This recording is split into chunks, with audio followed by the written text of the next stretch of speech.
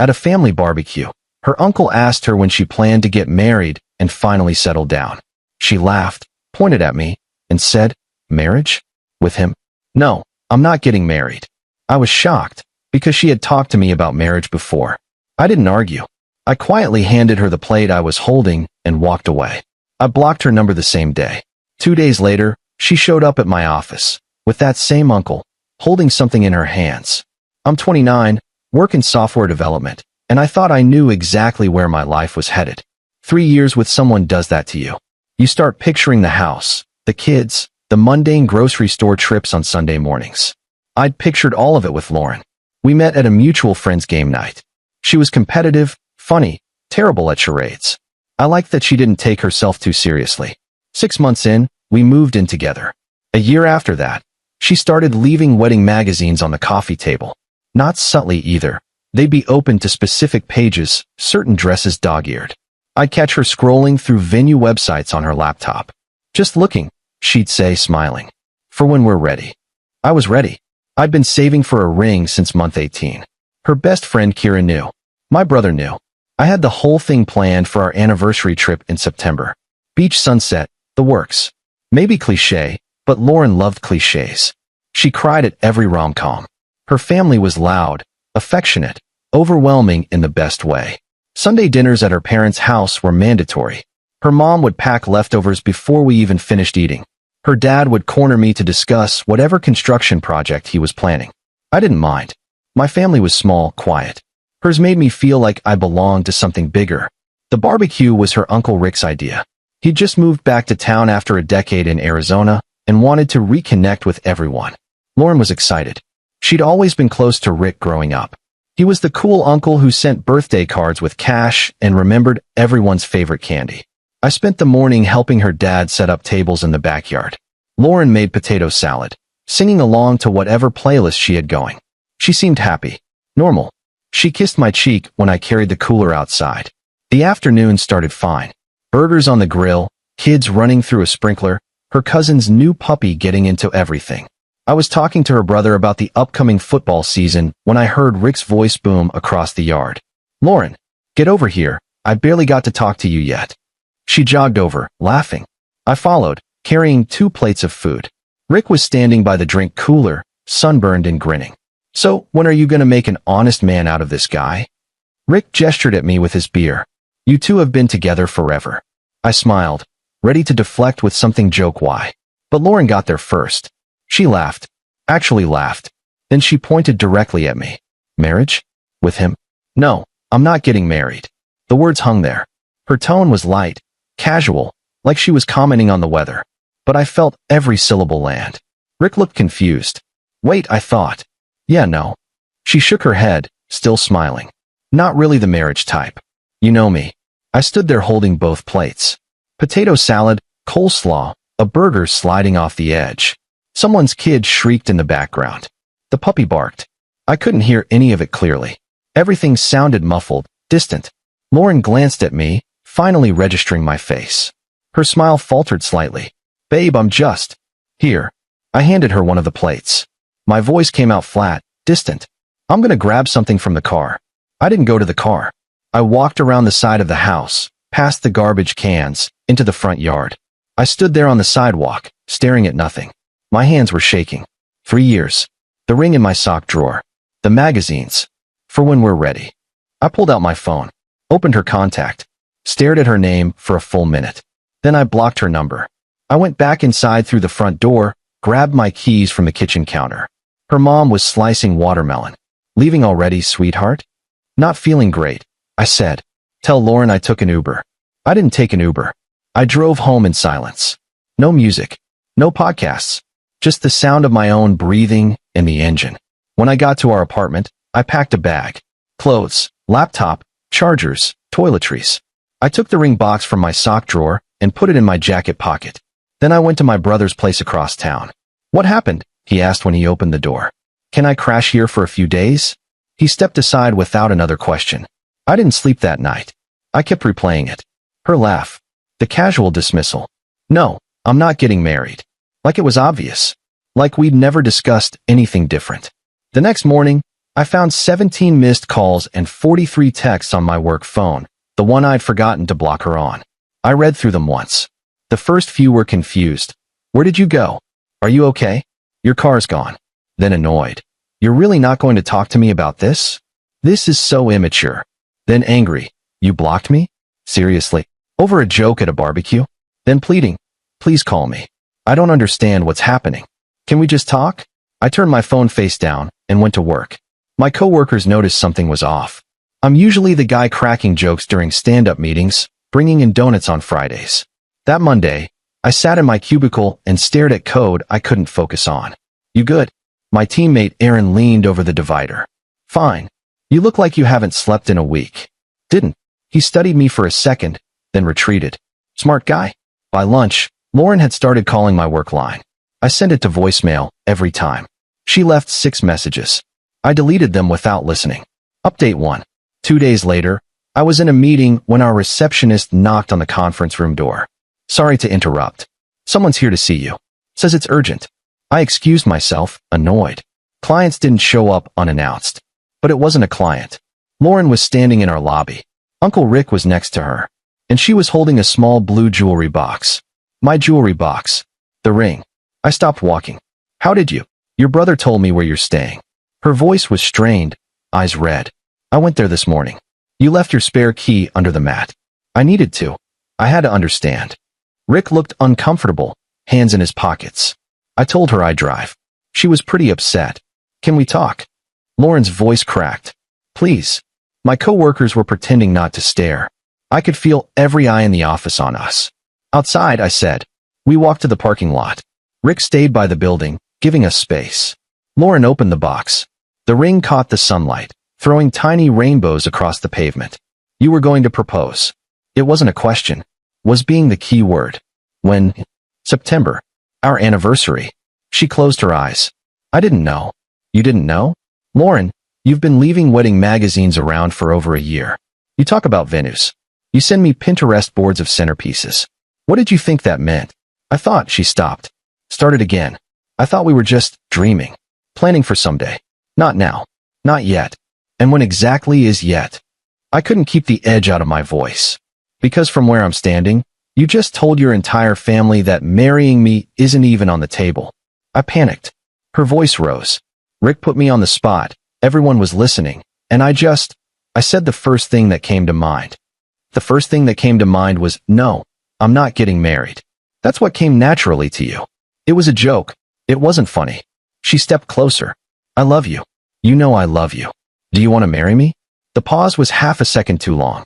It's complicated, she said. I laughed. Actually laughed. That's not complicated. That's a no. It's not a no.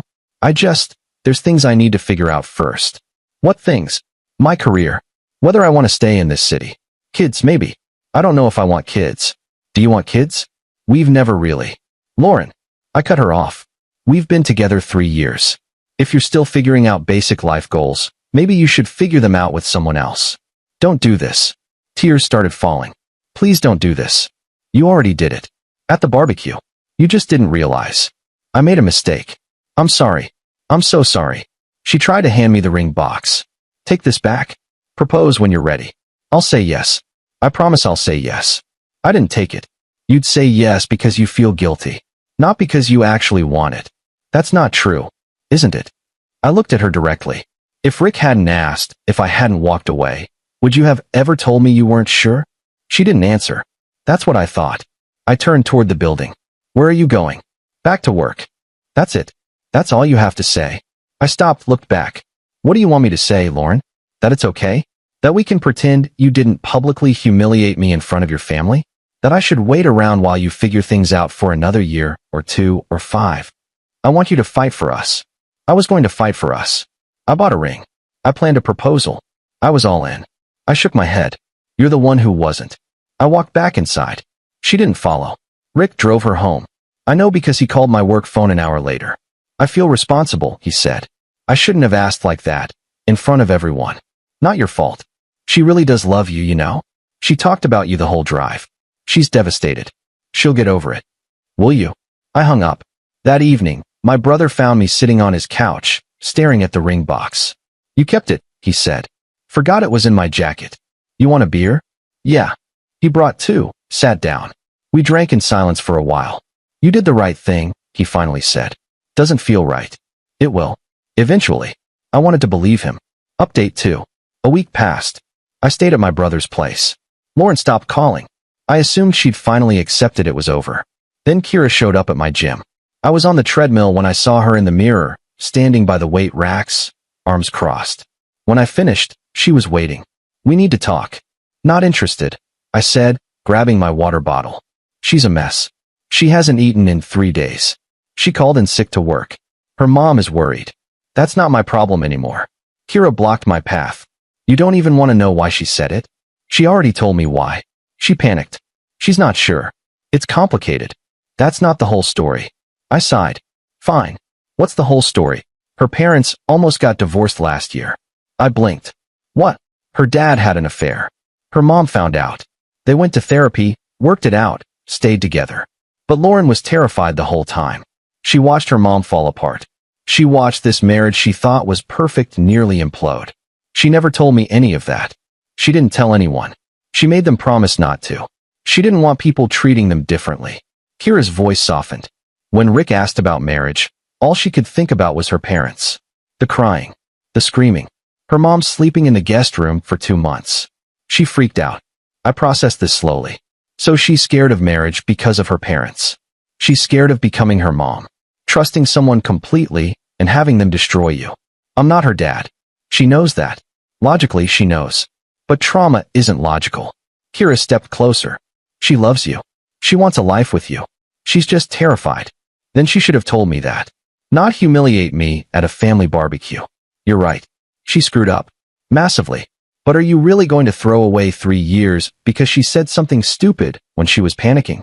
I'm throwing away 3 years because she let me plan a future she wasn't sure she wanted.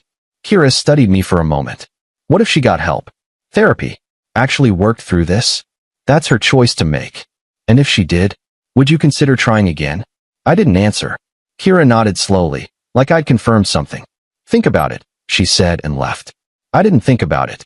I tried not to. But it was there, nagging at the edges. Her parents. The affair. The wedding magazines suddenly made more sense. She was testing the idea, trying to make herself okay with it. And when confronted directly, she panicked. It didn't excuse what she said, but it explained it. My brother found me staring at the ceiling that night. You're thinking about taking her back, he said. No. You are. I can tell. Even if I was, it wouldn't work. The trust is gone. Trust can be rebuilt. Not always. He sat on the edge of the couch. You remember when Sarah left me? Sarah was his ex-wife. They'd divorced 5 years ago. Yeah. You remember what you told me? Not specifically. You said, if you still love her when you're not angry anymore, then it was real. He looked at me. Are you still angry? I thought about it. Really thought about it. Yeah, I said. I am. Then you're not ready. But maybe someday you won't be. Over the next few days, I started noticing things. Little things I'd missed before. The way Lauren always changed the subject when her parents' marriage came up. How she'd tense whenever her mom called. The time she cried during a movie about infidelity, and I thought she was just emotional. The signs had been there. I just hadn't been looking. But that didn't change what happened. It didn't erase the humiliation, the broken trust, the plans I'd made that she'd never been sure about. I went to dinner with some college friends that weekend. They asked about Lauren. We broke up, I said. Damn, sorry man. What happened? She wasn't ready for what I wanted. They nodded, moved on. But one of them, Tyler, caught up with me in the parking lot after. My ex did something similar, he said. Strung me along for 2 years. I kept waiting for her to be ready. She never was. How'd you get over it? Honestly, I didn't for a while. But then I realized I was more in love with the idea of us than the actual relationship. Once I saw that, it got easier. I drove home thinking about that. Was I in love with Lauren, or with the version of her I'd created in my head? The one who wanted the same future I did? I didn't have an answer. 3 weeks after the barbecue, Lauren sent me a letter. Actual handwritten letter, delivered to my brother's apartment. I almost threw it away. But curiosity won. I started therapy. Twice a week. Dr. Patel thinks I have commitment issues stemming from family trauma. Shocking, right? I'm not writing this to get you back. I know I ruined us. I know you don't trust me. I don't blame you. I just wanted you to know that what happened made me realize I need help. Real help. Not just saying, I'll work on it, and hoping things magically improve. I found out about my dad's affair 3 days before we moved in together. I never told you because I didn't want to poison what we had. I thought if I didn't talk about it, it wouldn't affect us. That was stupid. It affected everything. Every time you mentioned the future, part of me wanted to run. But I loved you too much to leave, so I just froze. I collected wedding magazines like talismans, trying to convince myself I could do it, that I could be brave enough. And then Rick asked, and everyone was watching, and all I could think about was my mom crying in the bathroom, and I panicked. I'm not asking for another chance. I'm just asking you to know that you didn't do anything wrong. You were perfect. I was broken, and I'm working on fixing that. I hope you find someone who's ready for all the things you deserve. Lauren. I read it 3 times. Then I put it in my desk drawer. The anger started fading after that. Slowly, it was replaced by something sadder. The understanding that sometimes loving someone isn't enough. Sometimes timing matters. Readiness matters. And you can't force either. 2 months later, I moved into my own apartment. Small 1-bedroom downtown. I went on a few dates. They were fine. Nobody felt right, but I wasn't expecting them to. I saw Lauren once, at a coffee shop. She was with Kira, laughing at something on her phone. She looked good. Lighter, somehow. She didn't see me. I left before she could. My brother asked if I regretted walking away. Honestly, I still don't know. Some days I think I made the right call. She wasn't ready, and I deserved someone who was sure. Other days I wonder if I gave up too easily. If I should have fought harder, been more understanding. But here's what I do know. I wasn't going to wait around to be someone's maybe. I wasn't going to build a life with someone who couldn't say yes when it mattered. The ring is still in my sock drawer. Different apartment, same hiding spot. I haven't looked at it in months. Maybe someday I'll give it to someone who doesn't hesitate. Someone who hears marriage and thinks of partnership, not destruction. Someone ready. Or maybe I'll return it. Get my money back. Start over completely.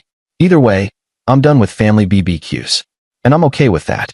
Because walking away from someone you love is hard. But staying with someone who doesn't know if they want you?